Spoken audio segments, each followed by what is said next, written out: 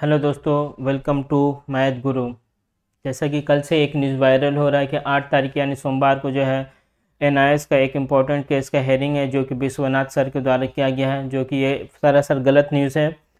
कल यानी सोमवार को डीएलएड वर्सेस बीएड का एक इम्पॉर्टेंट केस है, जो केस उत्तराखंड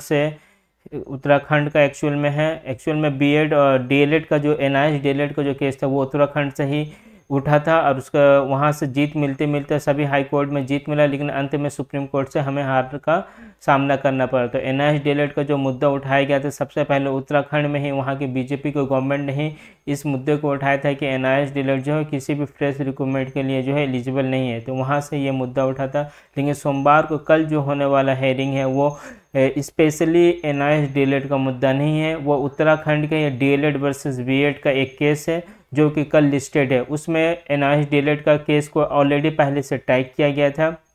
तो हो सकता है कि एनआईएस डीएलएड के कुछ मामला को वहाँ पर उठाया जाए, लेकिन मुझे नहीं लगता है कि कोई भी जो है इम्पोर्टेंट अपडेट वहाँ से आने वाला होगा, क्योंकि इसका पहले भी वेस्ट बंगाल रेगुलर डीएलएड और आपका रेगुलर डीएलएड का केस था, जैसे कि आप लोग स्क्रीन में देख सकते हैं 5 तारीख को इस केस के साथ भी जो है आपका एनआईएस डीएलएड का केस जो है टैग किया हुआ है। तो जिस जिस दिन इस केस उठेगा उसके साथ जो है एनआईएस डीएलएड का भी एडवोकेट वहाँ पे आपको देखने को मिलेंगे, लेकिन इस केस से भी कुछ खास मुझे नहीं लगता है कि कोई फ़ायदा होने वाला है एनआईएस डीएलएड को, क्योंकि 5 तारीख को जो आपका हेयरिंग हुआ तो उसमें एनआईएस डीएलएड जैसे ही एनआईएस डीएलएड का एडवोकेट उठते हैं अपने बात को रखने के लिए, वैसे ही अपोजिशन का एडवोकेट इस बात को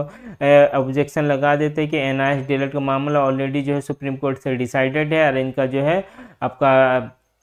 2 मामले उसके अलावा और भी जो एनआईएस डीएलएड का हुआ था उसको डिस्पोज कर दिया गया। तो एनआईएस डीएलएड का मामला को सुना नहीं जा सकता है, क्योंकि ये सुप्रीम कोर्ट का ऑलरेडी जजमेंट है। इसके बाद से एनआईएस डीएलएड का बात को सुना नहीं गया। अगर नेक्स्ट हेयरिंग डेट दे दिया गया, नेक्स्ट हेयरिंग डेट है आपका 23/4/2024। अब 23/4/2024 को हम लोग देखते हैं कि एनआईएस डीएलएड का जो मामला है वो सुना जाता है कि नहीं सुना जाता है। इसके अलावा जो कल जो हेयरिंग डेट है उस पर मेरा नज़र रहेगा। अगर एनआईएस डीएलएड से रिलेटेड कल कोई अपडेट आता है तो मैं आपको इस चैनल पे बताने का कोशिश करेंगे। वहीं विश्वनाथ सर का जो केस है उसका कल उन्होंने एक अपडेट दिया है कि ड्राफ्टिंग का काम चालू हो जाएगा। ड्राफ्टिंग माने डॉक्यूमेंटेशन का जो काम है वो लगभग चालू हो चुका है और हफ्ता 10 दिन में जो उसे कंप्लीट करके लिस्टिंग के लिए सुप्रीम कोर्ट में